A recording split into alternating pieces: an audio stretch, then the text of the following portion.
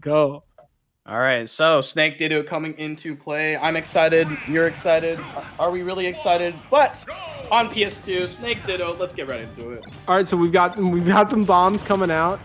Easy early grenade from AlanDiss. Gonna take the. Wow, that was actually a really good conversion there, using the grenade and the down air to get a hit in. And I mean, like, Snake Ditto is obviously Snake, a very defensive character, has a lot of very interesting keep out tools. But I mean, the Snake Ditto is an absolutely ridiculous matchup just to keep track of visually. It's so hard to keep track of what both players are doing at any given time.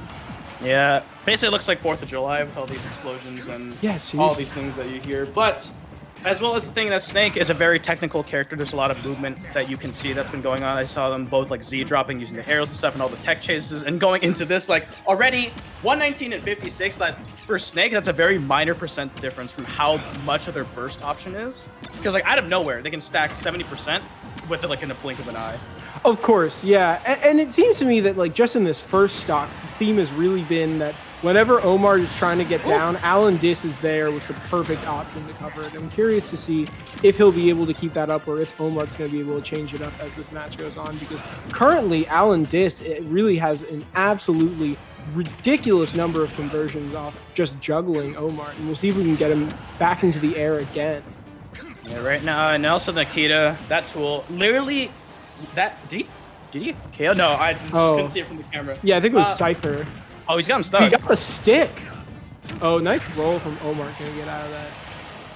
Yeah, that Nikita is single-handedly one of it's a move that literally invalidates so many character recoveries. That's why Snake it really does. And you can see that AlanDiss is trying to get in here because he just wants to put some damage on, and Omar can just really when the other Snake is trying to get in, you can just build your wall, throw your grenades, shoot your mortars, and there's really not much the other person can do. He took 50 there. What?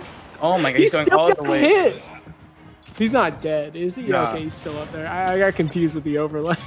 I mean, basically, it's momentum's the game. Once you start swinging and start really pulling off all these moves and stuff, then it's really hard to come back. Because look at that, 144 to 48, and he's also doing the best job as he can. Look at these Nikitas, and he's got the stick. Great air dodge to get away from it. So Omar staying alive. He's got plenty of reach to work with. If he can secure a stock or get some fast percentage down. Parry, grab, up tilt. Yeah, that's the classic. And what's so interesting about Snake in this game is that he does have a hard limit where once you get to a certain percent, you can't escape down throw up tilt, and he can just kill you. So it's really interesting that he's one of the few characters that anywhere on the stage, anywhere you go, once you hit a certain percent, you're just dead if he gets his hands on you. And that's why, Omar taking a lot of chip damage here, already is 65 on him. And that's really rough because it's going to be very hard for them to stage a comeback when that hard percent limit is, fast approaching, really. That Nair not doing any troubles. Look at that option coverage, but the get up attack, best option he got in there and got away with it. But really slick movement coming from both sides, 77-36, nothing to really scoff at. Omar definitely has a chance to really come back. He's just got to be careful. There's so much to manage in this matchup, like you said earlier. There's so much to see. Even us, we're having a hard time keeping up with all the grenades, the C4s, the mortar shots are going left and right. But in disadvantaged position, Omar comes back, and just like that, like I said, there is no sure way. You might be in the lead for how long, but as soon as Snake shifts the momentum with the classic up tilt, foot in the air, takes the game. And what insane coverage there, faking out with the Nikita to bait out the air dodge from AlanDiss, and then just following up with the up tilt there to get the kill. Really impressive stuff from Omar. A really clutch play, and after being behind for almost the entire game, really, in one quick turnaround, manages to bring it all the way back on AlanDiss. Yeah, that's it's a scary thing about fighting Snake in general. It's when they're behind, Snake's disadvantage may be rough. A lot of people like to say that just because he has a frame 1 grenade, he can get away from everything. But Snake, when he's getting juggled, is really rough for him. But in this scenario, both these players are such good at shifting momentum. Omar, when he fell behind, he was able to get back on his feet and kind of take a stock in return. He didn't let the momentum drive by, and he wasn't at a 2-stock deficit. No, he came back, and as we saw right there, was able to take the game, and hopefully he continues that momentum into the next one, into game number 2. AlanDiss just had it, but what's your thought going in for this one? Yeah, I mean, if I'm AlanDiss here, you know, you got to be thinking like, you know, I was certainly doing something right because I was in the lead for most of that game. And I think for AlanDiss, it just kind of, you know, I think that they were just a little too desperate to kind of close the game out, and they got hit with like a couple conversions that just dealt a little too much damage. So I think that if they can kind of bring it back a little to that pace that they started playing game one in, AlanDiss will be in pretty good shape in this game too, and so confident in their performance last game, in fact, that AlanDiss chooses to go right back to Pokemon Stadium 2 for the second game. Yeah, both of them go back onto the same stage with the same matchup. And as you can tell that both of them are evenly matched. That's kind of the play of the game. At the start, it's kind of even, but when someone gets like a grenade confirmation or something, and look at that, C4 coming into play. Tons of explosions, but Omar doing the best as he can. 111 to 85. Like, it's really hard to even mention percents, because at that point, both of them can just be instantly dealt with a quick option, because I think up tilt percent definitely for both of them gets hit up with the grenade because of the hit and the back air as well. Look at these trades left and right from both these players. Oh my goodness. Yeah, and I agree with you, because like they're at different percents obviously right now, but like they're both in the Snake zone, so to speak, where like Snake can just kill you with something.